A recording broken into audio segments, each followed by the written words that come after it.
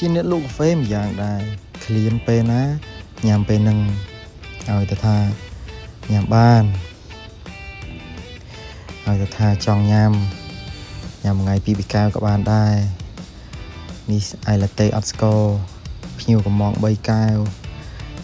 រាល់ថ្ងៃគាត់ចប់ចិត្តកាហ្វេមើលទឹកកាហ្វេតាន់តិចតែគ្រីម៉ាឡើងមើលទៅគួរចង់ញ៉ាំមកគ្រីម៉ាកាហ្វេ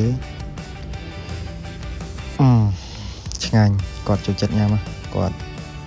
កំងតែជ្រក់មួយអាយឡាតេអត់ស្ករ3កែវឲ្យដឹងជូនឲ្យគាត់នៅក្បែរនឹងតែនេះសម្រាប់អ្នកលក់មួយដែរអ្នកលក់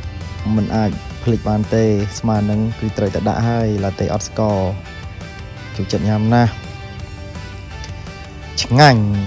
ហ៊ាននិយាយថាឆ្ងាញ់ពុកម៉ែបងប្អូនណាដែលចូលចិត្តញ៉ាំកាហ្វេអាចមកសាកបានទីតាំងនៅផ្លូវ257កាយនឹងផ្លូវ156